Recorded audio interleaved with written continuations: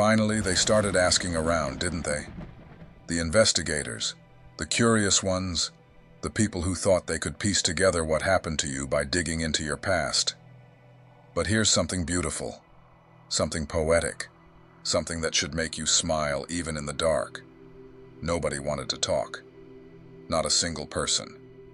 They reached out to the friends who betrayed you, the lovers who destroyed you, the family who abandoned you, the co-workers who sabotaged you, and every person who thought they had broken you. And you know what they got in return? Silence, nervous laughter, quick excuses, and then the same phrase, repeated like a warning carved in stone. Good luck, you'll need it. Let that sink in. The people who once had power over you, the ones who made you question your worth, who walked away like you were nothing, who smiled while they stabbed you, who celebrated your downfall. Those same people suddenly got very, very quiet when asked about you, because they saw something in their rearview mirror. They felt the shift in the air. They realized too late that the person they tried to destroy didn't stay destroyed. And now, they're not afraid of what you did. They're terrified of what you've become. Revenge is loud, obvious, and predictable. But evolution is silent, surgical, and doesn't announce itself until it's already rewritten the entire game. They thought they knew you. They thought they had you figured out, filed away, dismissed. They thought you were weak because you cried, defeated because you went quiet, broken because you stopped fighting back. But what they didn't realize, what they couldn't see through their arrogance and shallow perspectives, was that you weren't breaking. You were downloading. You were absorbing every betrayal like data, turning every wound into code, learning the system by being destroyed by it. And then, you rewrote yourself from the inside out. Now, when they hear your name, their stomachs drop, their hands shake, their voices crack, because they know they didn't just hurt you, they created you. So let's talk about what really happened when they started making those calls, sending those messages, trying to gather intel on you. This isn't just about people refusing to talk. It's about people refusing to remember, refusing to relive, refusing to admit what they felt when they looked into your eyes after everything they did, and saw nothing.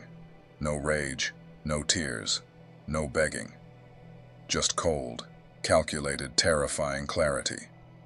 The kind of look that says, I see you now, and I'll never unsee you. The kind of silence that speaks in frequencies they can't decode. The kind of presence that makes them realize they weren't dealing with a victim. They were standing in front of a mirror that showed them exactly what they were. And that image, that truth, is burned into their minds forever. They can't escape it, no matter how far they run. Here's what happened. They picked up the phone. They typed out the message. Hey, I'm trying to understand what happened with so-and-so. You knew them pretty well, right? What's the story? And the response, when it finally came, was always the same. Deflection, avoidance, nervous energy. Look, I don't really want to get into it. Just be careful. That's all I'll say. Good luck. You'll need it. And then the conversation ended, because nobody wanted to be the one to explain. Nobody wanted to admit what they saw. Nobody wanted to confess that they poked the bear, and the bear didn't roar. The bear evolved. The bear learned their language, studied their patterns, and then walked away without a sound, leaving them haunted by the absence of revenge. You didn't fight back the way they expected. You didn't scream or beg or seek vengeance. You just became unreachable. And that's so much worse. They wanted a story they could spin, a narrative they could control. Oh yeah, they went crazy. They couldn't handle it. They're bitter now. But they couldn't say that, because it wasn't true. The truth is, you handled it better than they ever could have imagined. You didn't just survive what they put you through. You transmuted it. You turned betrayal into fuel, heartbreak into clarity, isolation into self-mastery. And now, when they see you or even hear about you, there's this look in their eyes, this quiet panic, because they realize they're not dealing with someone who's recovering. They're dealing with someone who's ascended. And ascension, my friend, is irreversible. You can't pull someone back down once they've learned to exist on a frequency you can't reach. So let's get specific. Let's talk about the ex who cheated on you, the friend who spread lies, the boss who humiliated you, the parent who abandoned you. Let's talk about what happens when someone asks them, "So, what happened between you two?" And they freeze. Because how do you explain that you hurt someone who didn't deserve it? How do you admit that you expected them to break, to beg, to fall apart? But instead, they disappeared into silence and came back as a force you can't name. How do you tell someone, "Yeah, I crossed them, and now I can't sleep at night because I keep seeing their face in my mind"? Not with anger, but with this calm, knowing look that says they've already moved past me, and I'm stuck here replaying what I did. They can't say that, so they say nothing. Or they say, "Good luck," which is code for, "I have no idea what they're capable of now, but I know it's something I don't want to be on the wrong side of." And here's the thing. You didn't threaten them. You didn't send messages. You didn't post about them. You didn't seek revenge. You just existed differently. You changed your energy, your frequency, your entire operating system. And that is what scares them more than any confrontation ever could. Because confrontation, they can handle. Confrontation, they can twist, manipulate, reframe. But transformation leaves them with nothing to fight against. Just the haunting realization that they hurt someone powerful and didn't even know it until it was too late. Now, let's talk about why "good luck, you'll need it" is the most devastating thing they could say. Because it's not a joke, it's not casual, it's a warning wrapped in surrender. It's them admitting, without actually admitting, that they have no idea who you are anymore, that the person they knew, the person they hurt, is gone, and in their place is someone they can't predict, can't manipulate, can't control. Someone who learned from every betrayal, absorbed every lesson, turned pain into power so efficiently, so completely, that they're now operating on a level that makes their former tormentors nervous just thinking about them. And that's not arrogance. That's not bitterness. That's the natural result of being forged in fire while everyone else played with matches. Let me paint you a picture. Someone who hurt you gets asked about you. Maybe it's a mutual friend. Maybe it's someone new in your life doing research. Maybe it's a potential employer, a new partner, someone trying to understand your history. And the person who crossed you. They pause, they think, and then they realize they can't trash you without revealing themselves. They can't lie without sounding defensive. They can't tell the truth without admitting they're haunted. So they do the only thing they can do. They deflect. "I don't really want to talk about it. Just be careful. They're not who they used to be." And what they mean is, "I'm not who I used to be because of what I saw in them after I destroyed them." They're not warning others about you. They're warning others about themselves, about what happens when you underestimate someone who turns suffering into scripture. Here's the part they'll never tell you directly.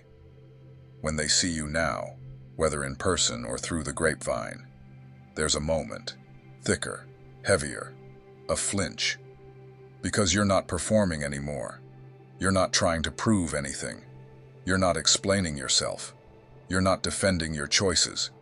You're just existing with this unshakable certainty, this quiet confidence that says, "I know exactly who I am, and I don't need you to understand." And that is terrifying to people who only feel powerful when others are weak. Because your strength isn't loud, it's not aggressive, it's not fragile. It's the kind of strength that doesn't need to announce itself because it's woven into every cell of your being. It's the kind of power that makes people step back, without you saying a word, and they can feel it, they can sense it, and it makes them realize they're not in your league anymore. They never were. They just didn't know it until now. So yeah, they asked around, and nobody wanted to talk because talking means remembering. And remembering means facing the fact that they hurt someone extraordinary and called it ordinary. They broke someone powerful and called it weak. They dismissed someone irreplaceable and called it easy. And now, they're living with the consequence, not the consequences of your revenge, but the consequences of their own emptiness. Because when you left, when you went silent, when you stopped reacting, you took something with you. You took the version of yourself they thought they could always access. And without that, they're left with nothing but the echo of who they used to be when they still had you in their life. And trust me, that echo is loud, it's relentless, and it doesn't let them forget. Let's go deeper. Let's talk about the specific moments that haunt them. The moment they realized you stopped checking their social media. The moment they noticed you didn't react to their indirect posts. The moment they heard you were thriving, and it didn't make sense because you were supposed to be broken. The moment someone mentioned your name, and they felt their chest tighten. Not with anger, but with something worse. Regret mixed with fear. Because they know, somewhere deep in their bones, that they had access to something rare, something real, and they destroyed it for nothing, for ego, for entertainment, for a momentary high that faded the second you disappeared from their life. And now they're stuck wondering if you ever think about them, knowing the answer is probably no. And that realization is more painful than any argument ever could be. Here's what nobody tells you about becoming untouchable. It's lonely at first. It's confusing. You question yourself. You wonder if maybe you're the problem. Maybe you're too intense, too much, too different. But then something shifts. You realize that being too much for people who were never enough is actually a compliment. There comes a moment, deep, quiet, and almost sacred, when you realize that being misunderstood by people who never made the effort to understand you isn't a tragedy. It's a gift, a quiet, profound blessing. Because in that misunderstanding, in that dismissal, in that refusal to see you for who you truly are, they revealed their own limitations, not yours. And as you sit with that realization, something else becomes clear. Every person who walked away, every person who hurt you, every person who dismissed you as if you were nothing, they weren't just leaving. They were making room. They were clearing the path, removing themselves from your life like dead branches falling away from a tree so you could grow taller, stronger, and more unapologetically you than you ever thought possible. They were doing you a favor, even if they didn't know it, even if they never intended it. And once you truly internalize that, once you let it settle into your bones, something extraordinary happens. You stop caring about their opinions. You stop needing their validation. You stop replaying the past in your mind like a broken record, because the past is where they live. It's where they're stuck, trapped in their own cycles of regret, justification, and smallness. But you've moved so far forward that they can't even see you anymore. You're not just out of their reach. You're beyond their imagination. Now, let's talk about what good luck, you'll need it, really means when it comes from their lips. It's not a warning. It's not concern. It's fear wrapped in words. When they say it, what they're actually saying is, I don't know what they're capable of now, but I know I don't want to find out. They're admitting, without admitting, that they hurt you. And instead of breaking, you became better. Instead of seeking revenge, you became stronger. And that terrifies them more than any scream, any fight, any dramatic confrontation ever could. Because revenge is something they can understand. Revenge is something they can justify. See? I was right about them. They're toxic. They're bitter. But when you don't give them that, when you don't stoop to their level, when you don't play by their rules, when you simply rise, they're left with nothing. No narrative to spin, no excuse to cling to. Just the cold, hard truth that they hurt someone who didn't deserve it, and that person became something magnificent without them. And that truth, it eats at them. Slowly, quietly, permanently. It's the kind of realization that keeps them up at night, that makes their stomachs twist when your name comes up in conversation. It's the kind of truth that doesn't just haunt them, it rewrites them.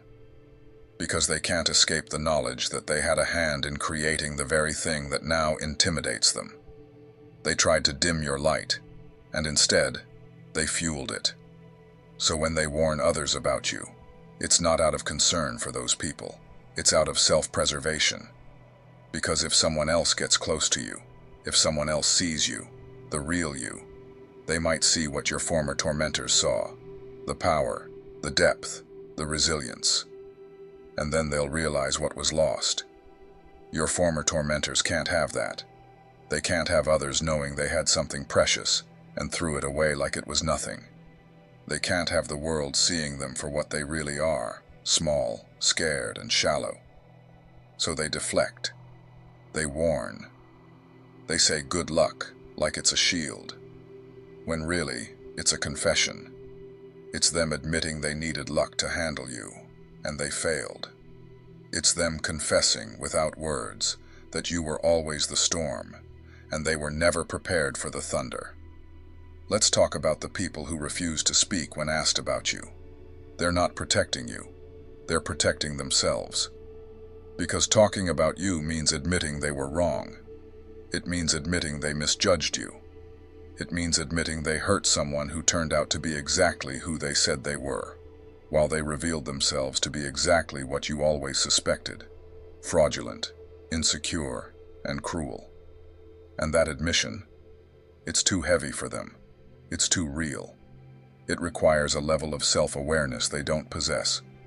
So they stay quiet. They deflect. They change the subject. And in that silence, in that refusal to engage, they're telling you everything you need to know. They're telling you that you won. Not because you fought, not because you screamed, not because you sought vengeance, but because you evolved past the need to fight. And that, my friend, is the ultimate victory. It's the kind of victory that doesn't need a trophy or an audience. It's the kind of victory that lives in the quiet confidence of knowing you no longer need to prove yourself to anyone. Here's what's happening in real time as people ask about you. Your name is being spoken in rooms you'll never enter. Your story is being whispered in conversations you'll never hear. And every single time, the response is the same: hesitation, discomfort, avoidance. Because you've become something they can't categorize. You're not the victim they remember. You're not the person they dismissed. You're not the soul they tried to break. You're something else entirely. Something that makes them question their own choices. Something that makes them wonder what they could have been if they had your strength, your courage, your ability to turn pain into power. Something that reminds them, every time your name comes up, that they had a chance to be part of something real, something powerful, and they threw it away for nothing. They aimed to break you. And now they're stuck with that knowledge, carrying it like a weight they can't put down, while you move through the world unburdened, unchained, and unstoppable. So let them ask. Let them dig. Let them try to piece together your story from the fragments left behind by people too afraid to tell the truth. Because the truth is this: you're not the same person they hurt. You're not the same soul they tried to break. You're the phoenix that rose from the ashes they created. You're the storm they didn't see coming. You're the reckoning they never prepared for.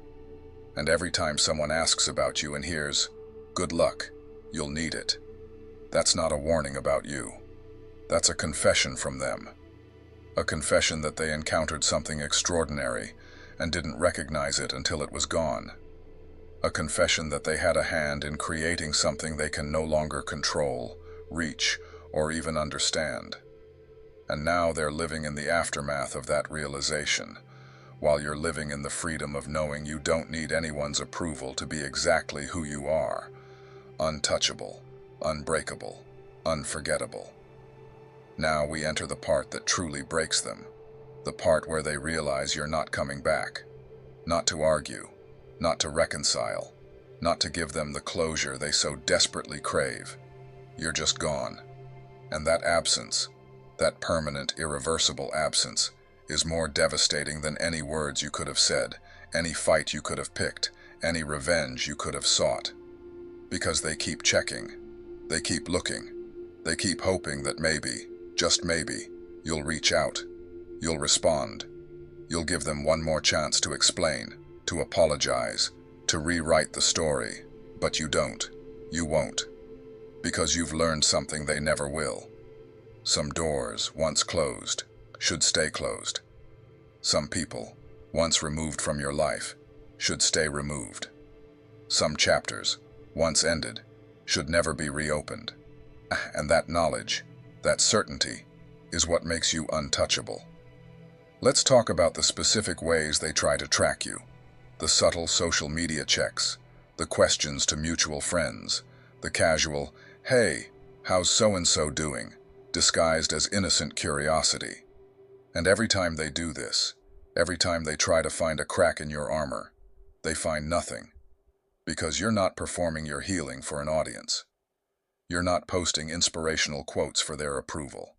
You're not dropping hints about your growth for their validation. You're just living, quietly, powerfully, without needing their attention or their opinion. And that silence, that lack of reaction, drives them absolutely insane. Because they're used to getting responses. They're used to mattering. They're used to being the center of someone's world, even if it's only to be resented or feared. But you've made them irrelevant without even trying. And that's a level of power they can't comprehend. That's a type of strength that makes them question everything they thought they knew about control, about influence, about winning. Here's what they don't understand. You're not ignoring them out of spite. You're not silent because you're bitter. You're simply existing on a different frequency now. You've moved to a level where they don't register anymore, where their opinions, their judgments, their entire existence doesn't penetrate your peace. And that's not arrogance, that's evolution. That's what happens when you stop fighting for people who never fought for you. When you stop explaining yourself to people who were committed to misunderstanding you.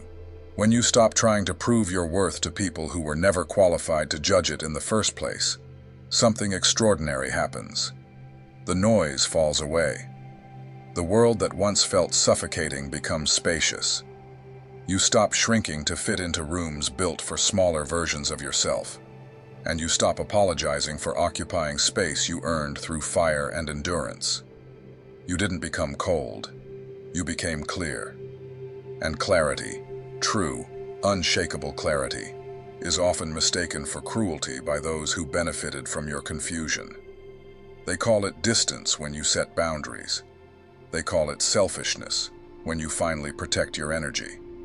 They call it pride when you stop begging for love that should have been freely given. They call it change like it's a sin, when really it is evolution. Beautiful, necessary, unstoppable evolution. So when they tell people, "Good luck, you'll need it," what they're really saying is this: I tried to break someone, and they became unbreakable. I tried to silence someone, and they became undeniable. I tried to destroy someone, and they became unstoppable. And now I have to live with the knowledge that I had a hand in creating something I can no longer reach, touch, or affect. They know they lit the match, but you built the wildfire. They know they slammed the door, but you built the empire on the other side. And that realization haunts them every single day. Because that's the thing about hurting powerful people. They don't stay hurt. They transform. They don't stay wounded. They weaponize the lessons. They don't stay victims. They rise from the wreckage with wings carved from the very stones thrown at them. And they rise so high, so far above you, that you become a footnote in their story, while they become the legend you can never stop talking about. That imbalance, that shift in power, it's permanent, it's irreversible, it's absolute. And you're free. Free in a way they will never understand because they are still chained to the person they pretended to be, while you have become the person you were destined to become. And now, this is the moment where everything shifts, not for them, but for you.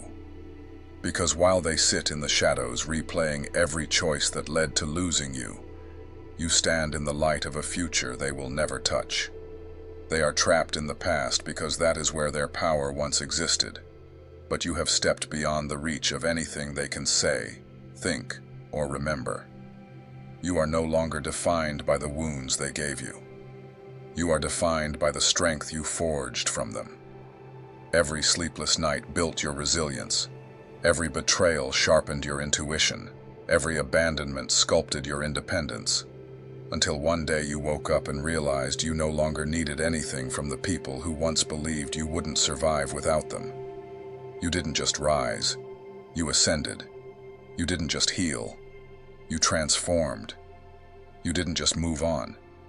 You elevated beyond recognition. And now when your name is spoken, it isn't followed by pity or rumor, but by reverence and caution. You are the story they tell in a lowered voice. You are the warning disguised as respect. You are the proof that the strongest version of a person is born the moment they stop trying to be understood by those committed to misunderstanding them.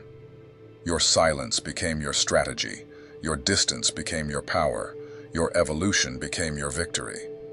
And now the same mouths that once spoke against you tremble when they speak about you. The same hands that once pointed at you now shake when they sign your name. The same people who laughed behind your back now choke on their words when they hear how far you've come without them. And if you can feel that truth vibrating in your chest right now, if you know exactly who you've become, if you know this is your season of power, if you know they didn't break you, but built the blueprint of your evolution, then this is your moment to step into the spotlight you were born for. This is the moment you claim your rebirth in real time. So if you're ready, if you're done apologizing for surviving what was meant to kill you, if you're done shrinking to fit inside stories you've outgrown, then let this be the moment you say it with your chest. Hit like, comment, I rise, subscribe, and join this movement, because this isn't just a video, it's a declaration, a resurrection, a revolution. This is the moment the world stops hearing about what was done to you and starts witnessing what you're about to do next. Your comeback starts now. Your story starts here. Your rise is already echoing through the world. And anyone who ever doubted you, tell them one more time, with the fire they gave you, good luck. They'll need it.